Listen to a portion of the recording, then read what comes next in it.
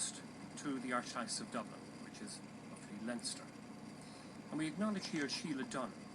She comes from St. John's Church, Killinard, which is in the parish of Port Arlington and Emo, which is in the Diocese of Kildare and Loughlin. And Sheila is a sacristan in her local church there in Killinard. She facilitates daily rosary at 4 p.m, but keeps a massive eye on the church itself. She's an inspiration to all who need the security and consolation of the church. Though it's an isolated church, she manages to allow it to be a haven of support for various people who, during the pandemic, wanted to visit the church itself and the graves nearby of their loved ones. The person who nominated Sheila says that she represents really all the Sheila Dunns of this world in each of the parishes, who quietly sustain and relieve the worry and anxiety that can invade the hearts and minds of ordinary people during this pandemic, and who would normally have relied on the community gathering for support. So Sheila, congratulations and well done.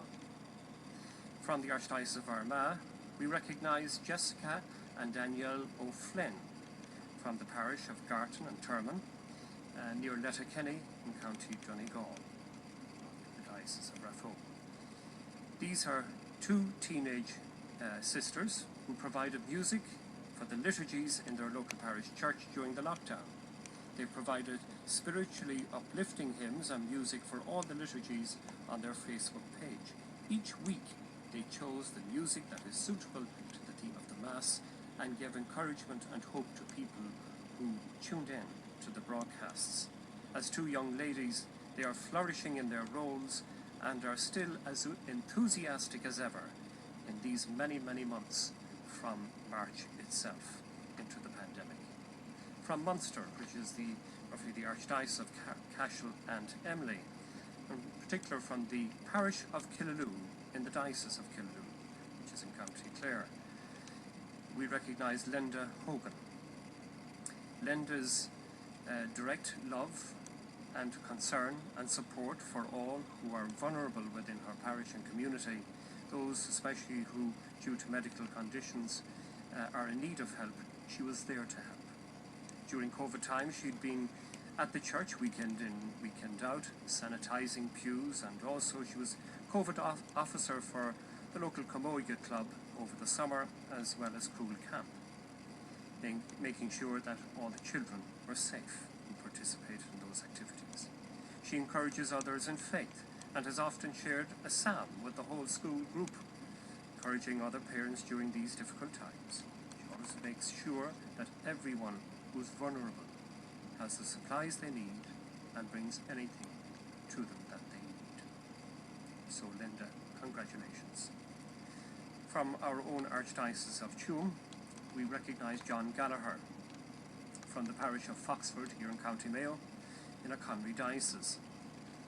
He's a young man who turned up every Sunday at Foxford Church and broadcast the Mass for everyone to see through Facebook. Not one Sunday, his nominee tells us, did he miss in covering the Mass celebrated by their very popular local parish priest, Father Pádraig Costello. We know Pádraig quite well, he helps out here at Lough as well. That coverage from John was a lifeline for the people locally, and also that he reached out in terms of providing that important facility which enhanced people's lives.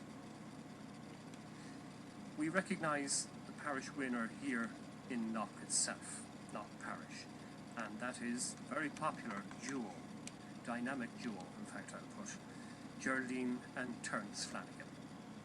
Geraldine and Terence are extremely popular within the parish and have volunteered in a huge breadth of different organisations and for the parish itself, and indeed are welcoming members of the volunteer group here also at other times to visit older people who need their assistance, to put on the fire for example, cook a meal for them, or even do their shopping for them.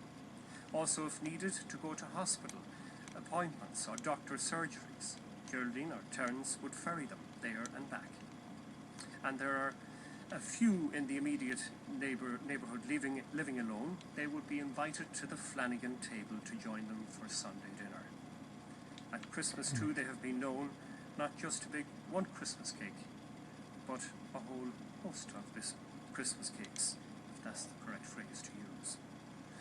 Because Ger was a nurse, she's always willing to share her care, skill and expertise.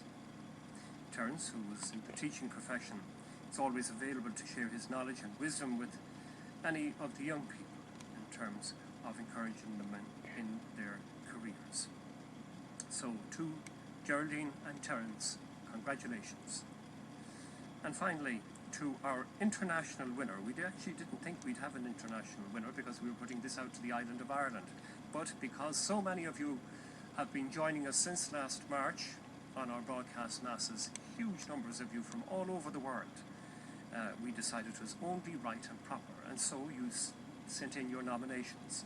And so we recognise from Australia, Maria Ryan. She works in the parish of St Mary's in Warwick, Queensland, Australia. So from this side of the planet to your side of the planet, Maria, congratulations. Now I'm not too sure whether Maria is actually joining us at this particular time because it is approximately, I think, around 4 a.m. in the morning. But Maria, if you are, a big wave from us in Ireland to you and all of yours in Australia at this time.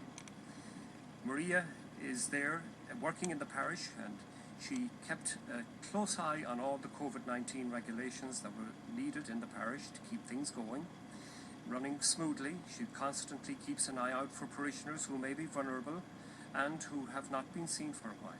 She keeps in contact with all the elderly and indeed anyone who she may feel that is in need of help. Her generosity, fidelity and kindness is an inspiration to all who nominated her. And indeed, that is the characteristic of all our nominees here this evening. That fidelity, that trust in looking out for your neighbour, that love, if you like, that love that comes from our faith, that gives to our faith God with us, that within our faith helps us to do good for others. Not because we're looking for recognition, not because any of these people look for recognition. They did not. They didn't even know they were being nominated. But simply because they saw within their community a need, they reached out to help. And that is the essence of what the church does on the ground. In fact, that is what the church does best, to enact all these unremembered acts of kindness and of